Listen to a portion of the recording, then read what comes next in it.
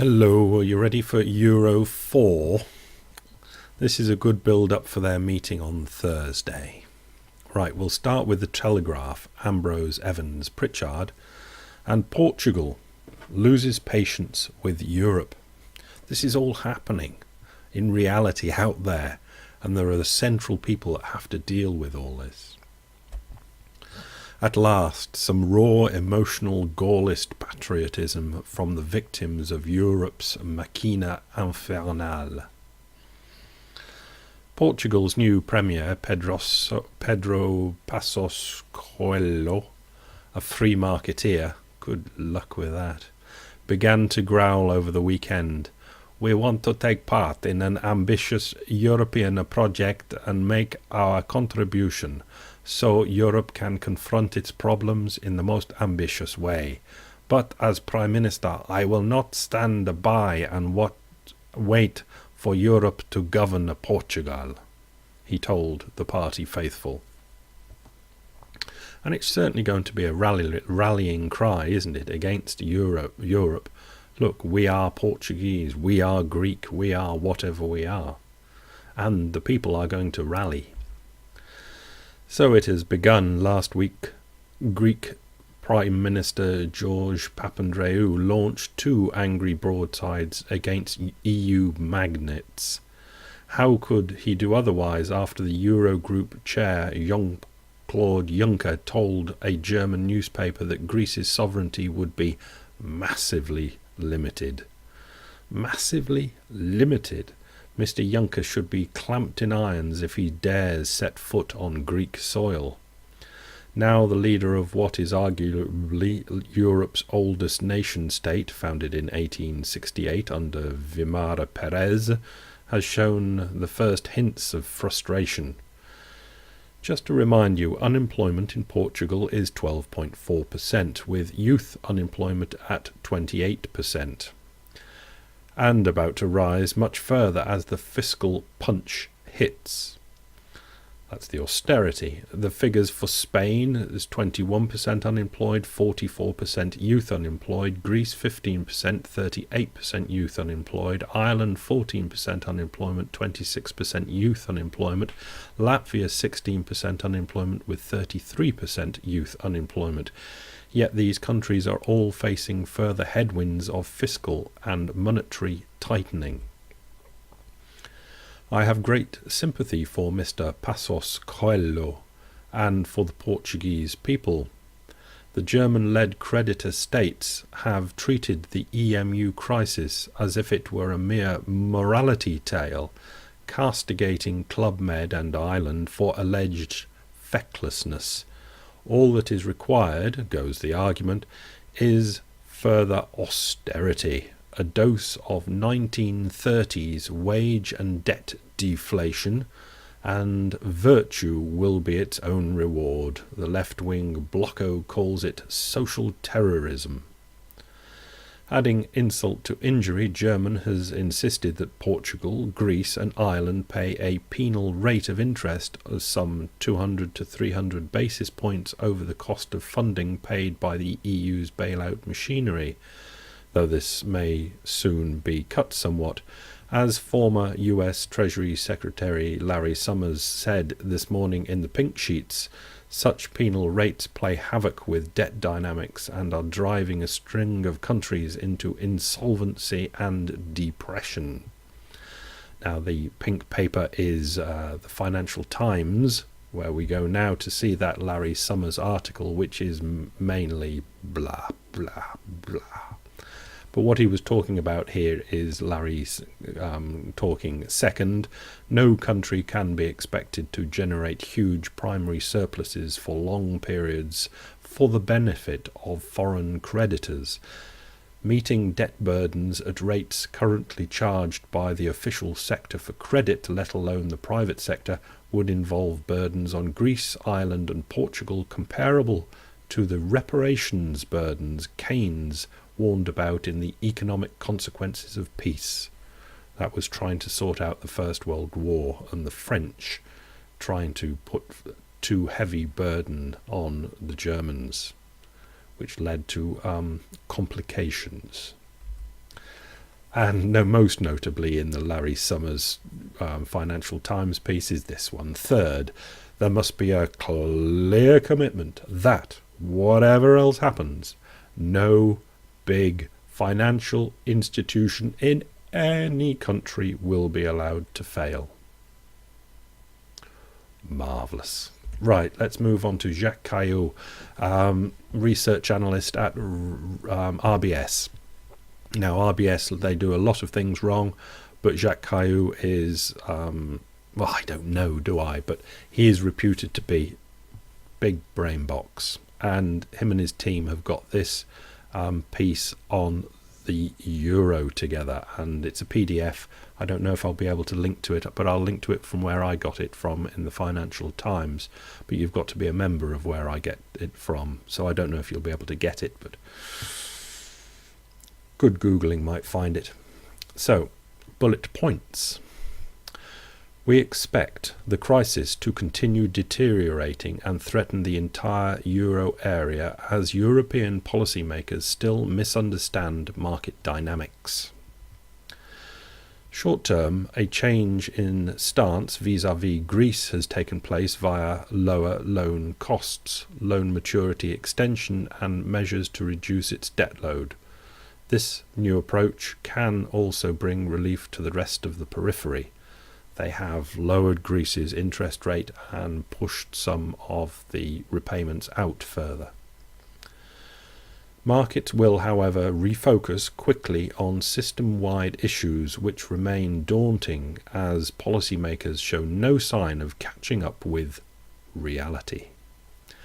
A euro-wide policy response is required to address powerful contagion channels which are threatening the stability of the whole region. Contagion going on to Italy and Spain. There are solutions available, but the cost is rising with mishandling. We believe the price tag to be near €2 trillion via an upsized ESM, which would become de facto common bond type instrument. We'll get into this a bit later. Some of this is getting heavy now, but this heaviness is what they have to deal with. However, the lack of political cohesion and rating threats to AAA countries are likely to prove to be a major impediment in actual execution. The likely conditionality attached to any secondary bond market purchase program will also be viewed as failing to be preventative enough. We'll get to a bit of that if I talk about it. This is likely to see the ECB, this is quite an important point, this one, hello, important point. This is likely to see the ECB, the European Central Bank, as the only practical backstop under conditions of immense systemic pressure, at least as a bridging support mechanism. The ECB is the only one that can magic money up. And knows about money, quite frankly. Right. In our view, these institutions' lending capacity needs to grow fairly rapidly and substantially. Given the systemic nature of the crisis, it is necessary that the size of these institutions is scaled up so as to allow a lending capacity of around €2 trillion to deal once and for all with the uncertainty surrounding the capacity of Europe to support its member countries. Fair enough. We'll get on to what these institutions are. This would need an increase in guarantees to between 3 trillion for the ESM and 3.5 trillion for the EFSF. According to various press reports, the ECB has been lobbying for an increase to 1.5 trillion. Parliamentary approval will be required for an upsizing of both EFSF and ESM. And we'll get more about those later as well. The advantage of those institutions over the ECB is, of course, the conditionality attached to them. As in, this is monies promised by the countries, and when the countries then dole out the monies, they've got conditionality. In other words, they can write into the contract what conditions they want for that country involved to borrow that money. They can say you've got to sell this or privatize that or whatever it might be. Sack so many people, do austerity basically. Conditionality attached to them. By the time the country request help, the official creditors take over pretty much any economic policy decisions of that country. This is what Portugal's objecting to, and naturally. This is a very powerful tool, far superior to that of the ECB, which is unconditional. The ECB doles out money, doesn't have the regulatory power, force, legal ability to do conditionality. And that of a pure Eurobond, which would not see as much of a loss of economic sovereignty by member countries. The Eurobond's in the middle, but is too faffy for the countries. They want the conditionality, and it's ECB have got problems with the Eurobond. But the Eurobond basically is so smearing, covering everything, that it hasn't got the grab hold conditionality that it wants when things go wrong. Eurogroup fails to grasp system-wide risk. The Eurogroup statement was clearly aimed at sending a message that Europe is changing its stance on Greece, but it fell short of providing reassurance for the system as a whole. The EFSF front in particular. While the Eurogroup committed to increase the flexibility and scope of the EFSF, something the ECB has been calling for more than 7 months, it fell short of details and did not commit to increase the size of the facility over and above the recently agreed upsizing to a mere 440 billion. The Eurogroup also approved the final treaty of the ESM. Now, I've been waiting to tell you which is which. The EFSF is what's going on now. The ESM, the key takeaway from the new treaty, the ESM, is that from June 2013, in just under 2 years, the ESM will be senior to any country not already in the programme. Now, this is where it's a tragedy of problems, because seniority.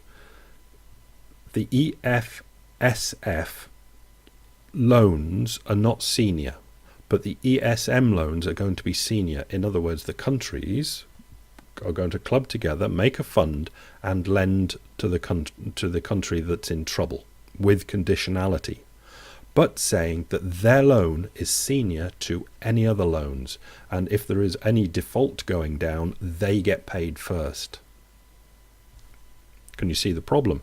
That was necessary to try and sell it to their populations, but who else is going to come in with them from the free market to help in this arrangement?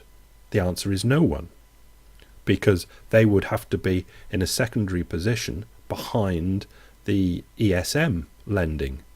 And if it's, say, 50-50, and there's a default with a 50% haircut, that would mean that anybody below the ESM would get nothing. So the free market is not going to come in.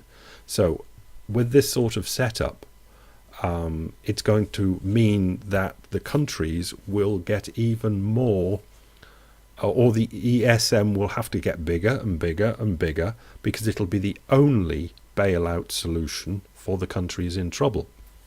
And of course the problem is we've now got a link of Spain and Italy, whereby if Italy went down, let's say, could or would Spain chip in large amounts to bail out Italy, and vice versa. If Spain went down, would Italy want to chip in to bail out Spain? And the markets go, hang on, if Spain goes down, or if Spain is in trouble, that would mean Italy will have to bail out Spain. Therefore, any pressure coming on Spain is automatically the same pressure is pro rata put on Italy. And without taking the free market with them, they're putting all the burden on all the governments. So all the pressure from all the periphery is just ramping up and up and up, getting closer and closer to the centre. Do you dig? I'll leave it there. There is more, but I'll leave it there, because hopefully this is all to explain that these politicians have got to grok this shit and do something about it. Even grokking it's hard enough, but then to work out what to do about it on Thursday, don't hold your breath. Bye.